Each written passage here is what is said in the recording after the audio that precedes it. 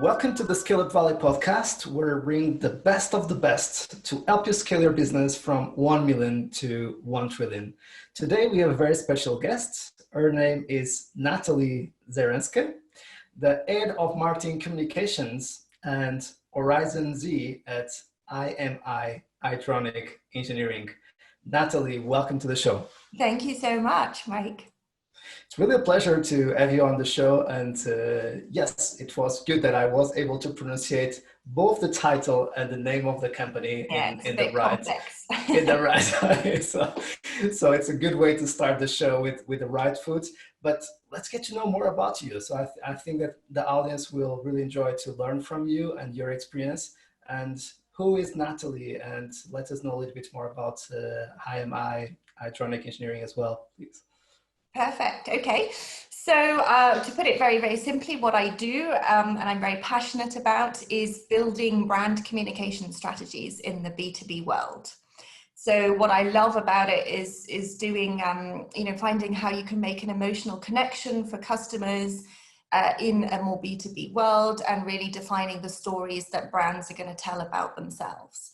And I've been working with the impronounceable IMI Hydronic Engineering for the last 10 years, although we haven't always been known as that. And we are a £315 million business with about, I think, almost 1,800 co-workers, collaborators across the world. We belong to a wider group called IMI PLC, of which we are kind of one of three divisions, and they have a greater turnover of 1.8 billion. And what our division is really all about is controlling the flow of water in heating and cooling systems within buildings, right? So it's not something that's super glamorous, but something that is very important because, of course, it goes all the way from making sure that there's water at the right time in the right place and enough of it to be able to meet the heating and cooling needs of a building. It makes sure that it's in the right quality as well, because you don't want any air or dirt in there. And finally, it's also able to dynamically adjust according to user needs. So what we essentially do is optimize the control of heating and cooling systems in buildings so that we can maximize the energy usage, shall we say, or the energy savings that you can get, the efficiencies that you can have in the system. But we also try to ensure maximum user comfort indoors, right? So a comfortable indoor climate is what we call it. And when you think about the fact that 40% of the world's energy goes into buildings, of which half then is also used in the heating and cooling system, the function that we provide becomes pretty important, right? Yeah, exactly. So making sure that things are working in the most efficient possible way, but also ensuring the comfort. In addition to my day job, which is on the communication side, as you said, I also look after a project that we've just kicked off, which is called Horizon Z, which is very exciting and looking at these new technologies, emerging ones, developing ones, how we can use them to achieve our purpose as a company, which is smart comfort for everyone.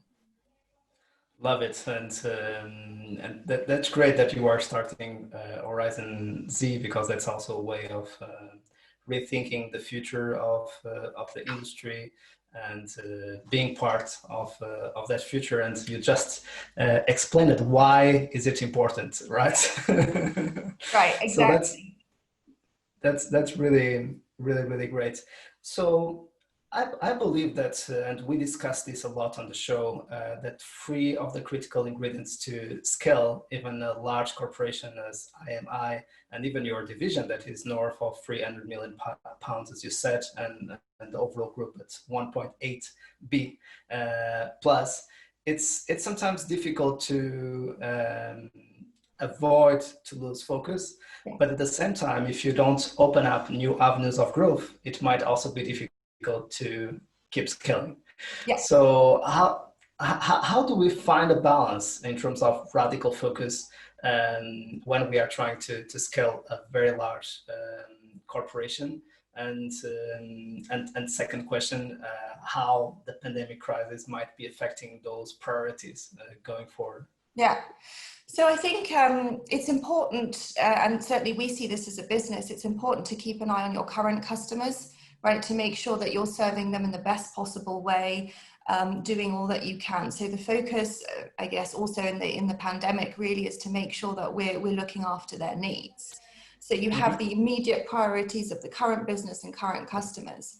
What you really can't lose sight of and focus of is, okay, so what happens in the future? What happens next? What are the developments and trends that are going to impact us as a business? You know, Right. we spent a lot of time thinking about this. You see, it's not necessarily your peers or players in your space who might come and change the world that we live in, but it could be somebody who's playing a completely different other ball game. So if you look at Google and the work that they're doing with Nest and home automation systems, that kind of thing comes and impacts your world more so than, I don't know, the latest valve or the latest pump perhaps that one of our friends on the market might be producing.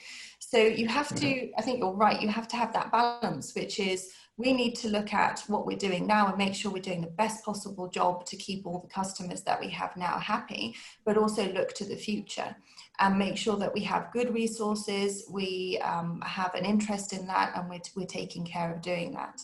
And I think that's one of the things that this business has actually tried to do during the pandemic, and where, you know, money is a little bit tight, people start to become a little bit agitated, should we spend or should we not, is try and really say, okay, things that we have to do to keep the business going, the mission critical things, but also to look at what does the future hold and make sure that we're still investing in projects that are going to bring us forward. Exactly. So I think that's something critical. Sometimes we discuss here on the show if we might go a little bit wider, or if we should go even more into radical focus and just go through one geography, one industry, one business line, few products. It's also this balance between investment in the short, mid, and long term. And this trade-off is also a little bit complex, because if you change the long term and the mid term, you need to adapt the short term. If the short term is a little bit chaotic and uncertain, you don't have too much energy to align the mid and the long term. And this is a dynamic exercise that we as leaders need to keep working on it to assure that alignment.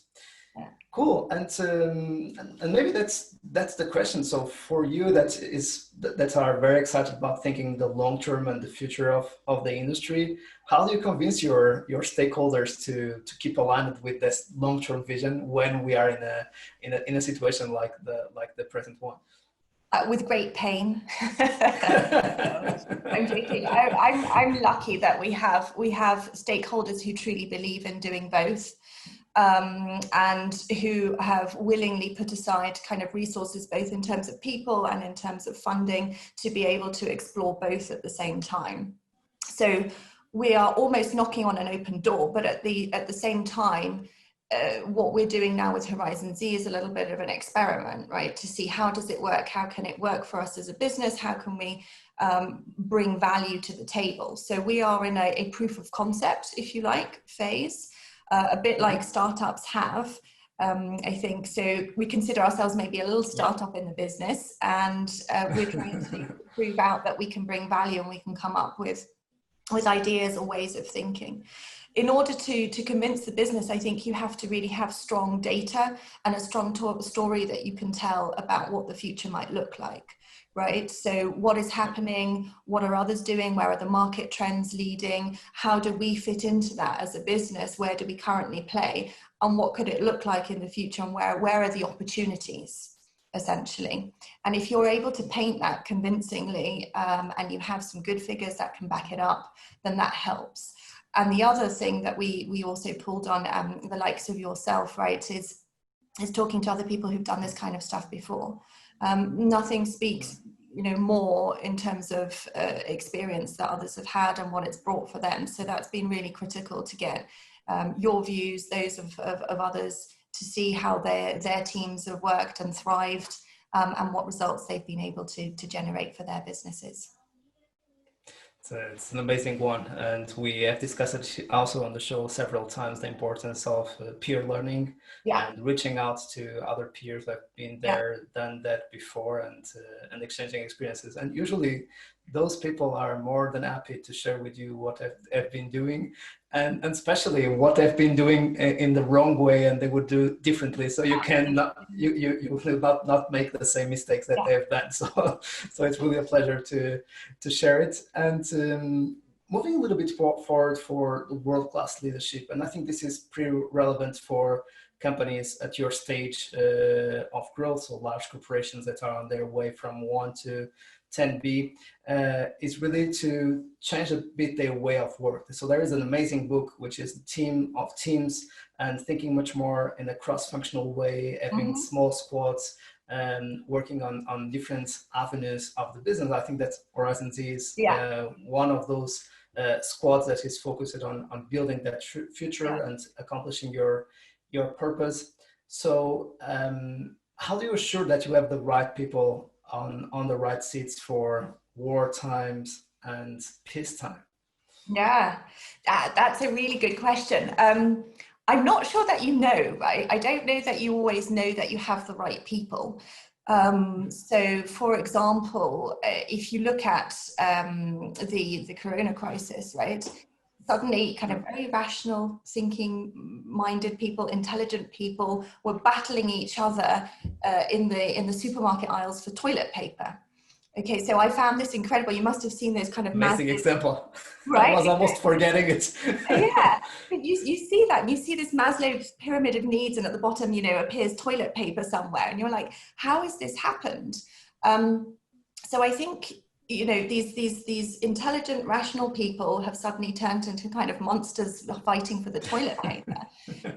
So you don't know, because you every crisis is different, right? And every crisis can impact people in different ways. And I think it's the emotional state also of people which can affect how they work and how they perform. So what I always think in my role as a leader is that I need to be in the best possible shape that I can be, on my top form.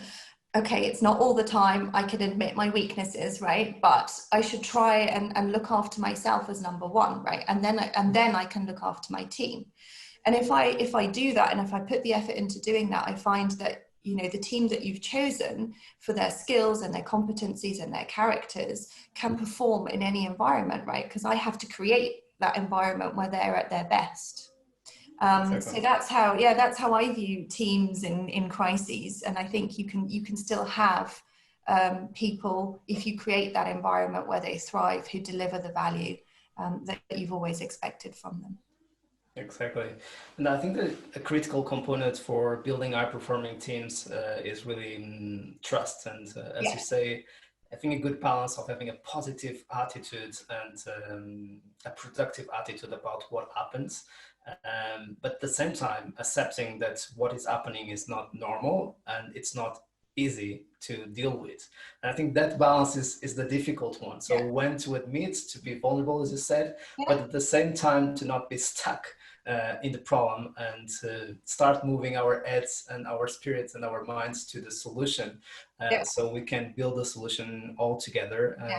And another thing that I think that happens when teams are facing difficult issues is that they isolate themselves. So each of the individuals try to solve the problem thinking by themselves and thinking that maybe they are struggling, and they are all struggling trying to find a solution. And sometimes it's maybe that they come together, they share their views, and they find some next steps. And I'm not sure if you believe, but sometimes I think when happens uncertainty is really, as you said, is remembering the purpose, the mission, and the values and the vision, but at the same time focus on the small, easy, quick next step, so everyone can start feeling a sense of some control of some achievement. So we start motivating the team with small steps and start celebrating small things when it seems that we are all living a nightmare that we don't know how it will end, right? So how do you do that in a remote environment, and how do you keep this kind of positive attitude? Yeah, I think you're super right about you know, you say this openness and this trust. What I find really works is the conversations that you have with people. So having a lot more conversations, talking to them, understanding what's going on. We do something which I call kind of walking meetings, so walk and talk. So I might be on my phone walking around Geneva, and there's somebody in my team on the other end of the phone, right? In their garden, or if they're lucky enough to be able to walk around, also walking around. And instead of staring at a screen, which we already do far too much of every day, you just have a different kind of conversation, right? So that encourages a different level of trust and openness, and getting to know people and what's going on, right? So I think that's one of the things that's worked for us. Communicating more often as well, because we have so many channels, but it's still easy to isolate yourself, right? If you don't want to look at the intranet, or you don't want to look at the messages, you just switch them off, right? And you can still feel isolated and not connected. So it's kind of trying to create that space where we do have a discussion and we bring people up to date. What we tried to do, which worked quite nicely for us, was have non-work socializing time to also, you know, you might have a chat over lunch or over the coffee machine, right? In a normal work environment. So we did things like virtual coffee and cakes, virtual bar time, so virtual drinks or virtual lunches, just to hang out and socialize. And it wasn't about, where is the status of this project, but it was more about what's going on, what have I seen today, are we all worried, do we all have to wear masks suddenly, etc. So that's also worked for us in terms of communication. I love it. And so how do you work on strengthening the culture in a working from home environment? So as you say, we don't have the privilege nowadays to just go through the office and have those spontaneous coffees. In a certain way, also you have different offices and you need to work with remote teams. So this is not new for you, as I understand. But how do you keep reinforcing the values and the purpose and the vision in a remote setup? Yeah. I think obviously one of the things I'm passionate about, and that's, you know, where I come from, is this whole communication piece, right? So everything that you put out there has to support the values or the purpose that you have, and make it clear to everybody what are they? What is it that we want to achieve as a business? I think setting expectations as well. So being very clear about what you want people to achieve, and monitoring output in terms of achieved goals, rather than how many hours did somebody spend doing something, right? I think that is very important. That also shows that you trust your team to work on things, to deliver things. It engages them more because they feel responsible, they feel more motivated. So, you know, that performance measurement in terms of, you know, what are the goals that you've set out to achieve and how far do you get there? But also what do you expect in terms of behavior, right? Because it's not just about, you know, did I get the job done, but it's how did I get the job done? Did I do it in a way that's conformed to the way that we as a business like to interact with each other, interact with our suppliers, our partners, collaborators, etc. And I think just to add to that as well, there is this necessity to create a culture of openness where people can give feedback, or they could even challenge leaders. Do I enjoy it? Probably not, but I try and be accepting of it, that I don't always have the best ideas, right? I don't always know what we're supposed to do as a leader. And maybe somebody else has a better idea, or they want to question, or they don't even understand why we're doing something. And I have to accept also that challenge and say, okay, we could have a robust discussion here instead. and maybe somebody has got a better idea than the one that I've put forward, or they see it differently, or they consider something that I haven't thought about. I'm not the all-knowing, all-seeing, goodness knows what, right? Exactly. So I love that. I try and encourage it, and then I hate myself for it because my team love to challenge me. That's a good point. At a certain moment, as leaders, we also need to have the courage to be unpopular and to move forward with a certain decision that might not be, very kind for everyone on the room. And this is also our role, and we need to be comfortable in both ways. So listening everybody, but at the same time committing with the decision. And for leaders who are more collaborative, for instance, my case, sometimes it's a little bit complex to just say, okay, I've listened to everybody. I really appreciate everything that you have said. And what I've listened was this, and this. And our decision anyway would be this. So thank you so much. And I really appreciate it if you disagree and commit. And if I'm wrong,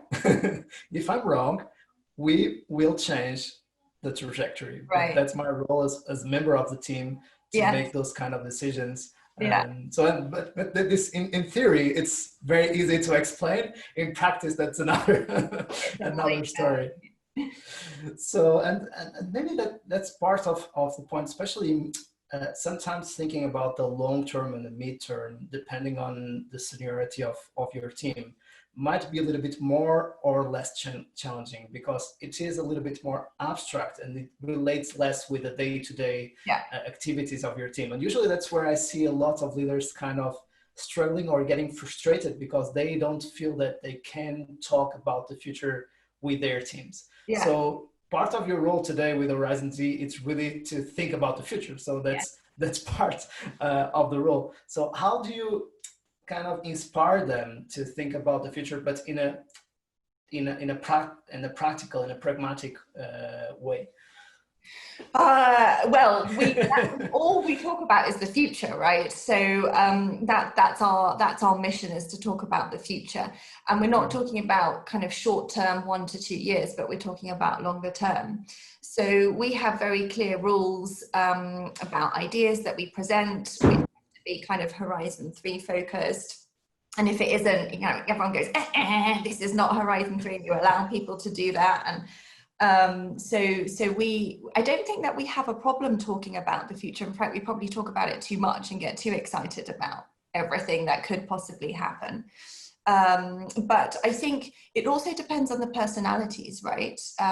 Exactly. You have some people who feel more comfortable, and some people, talking about what might happen, what the world might look like, new technologies and trends, and those who feel more comfortable being on the day-to-day operational side. And I think you have to realize who is which type of personality, and manage those discussions in a way that they also feel comfortable, right? Because if you take the personality who likes the day-to-day things and you only talk about the future, they're going to get fed up, right? And they're not going to bring the best to the table. So I think that's one thing. And then I had another thought in mind, which has just escaped me briefly. But it was about, no, it's gone. It will come back at some point. No worries. Yeah, it will come back. Yeah. And something that is also interesting, and you talked about that, is really building that community that will build the future. So. Sometimes it's a little bit arrogant to think that we will build that future by our own. So we need to do it all together with other stakeholders. This is not a new discussion that for large corporates, the right stakeholders to engage with are ambassadors, thought leaders on the space, but also scale-ups. And so how do you think that you can engage with companies who are scaling when you are in a very different business setup? So as you know, we host different leaders here on the show, and sometimes we discuss how to move from 10 million ARR to 100 million in terms of revenues. And like today, we are discussing how do we scale from 1B to 10B or even to 1 trillion. So Yeah. which are very different stages of growth of a corporation. So, but I believe that engaging with scale-ups, it's also something important on get that growth. And usually if we ask any leader, how do you grow a large corporation, they would just tell us via two ways: organically or via acquisition. So so it's really important to, so what are your view on engaging with scale-ups? Oh, that's the golden question, isn't it? You know what, I think I definitely believe, yes, there is the organic part, but there's also, if you want to do something truly innovative or truly disruptive, you need input from the outside, right? It's not necessarily going to come from within. And I think there are different ways of getting that. You can, of course, acquire somebody, acquire a business, but you could also collaborate, right? So work on open innovation, or work in partnership with somebody doing some research, or even be a first customer of some of these new businesses with new ideas, and see how you could use their technologies or all their, whatever their services that they're offering. I don't think it needs to be, you know, it's either organic or acquisition. It's probably a mixture of both. And there's also the in between, which is partnership. Yeah. That's really amazing. I love it. And I think that we are moving on the way of also building that community and partnering with, and I believe it's also good, and we should not avoid the term acquisition, because in a certain point, especially for high growth scale-ups, part of their of their vision in a certain way might be to be acquired for a larger corporate, so they can even achieve their vision even quicker. So which is something positive and not something negative. And even the founders of those scale-ups might be very happy with the exit plan. And some of them stay in the business and keep growing that business as well. That's brilliant. Thanks, Natalie. And we came to the last question of the show, and one of our favorites, which is, if you would have the opportunity to speak with your younger self, what advice would you offer to yourself? Oh, very good question. What would I offer as advice to my younger self? I'd say learn how to express what it is that you would like, what you want and what you need. It's not something that I have learned yet. So I think it would have been good if my younger self had learned it. But you know, if you can't communicate about what you would like to have, or what your needs are, or where you'd like to go, it's like you know, for you in your personal life, but also in work life, I don't think you can find people who are going to help you get there, right? And it's just like these partnerships that we talked about with scale-ups, right? If people aren't honest or aren't able to say what do they want from the partnership or the relationship, it's not going to work, because you might go into it and find, oh, actually we have different ways of looking at things. So I think it's learning how to express that, be able to put it on the table and not fear what might happen. Exactly. And I think that part of that collaboration is also to have a translator, or to be a translator, understanding both sides of the equation. And it helps to just repeat what the other person is saying sometimes to make communication flow, which is one of your specialities. Natalie, it was really a pleasure to host you on the show. I really appreciate your time. Thank you so much. It's been fabulous. Thank you for having me. Hope it was okay. Absolutely. I'm sure the audience had a lot of fun, as I had. And to you, thanks for being on that side. We keep bringing you the best of the best so you can keep flourishing your business. So see you soon, and keep scaling.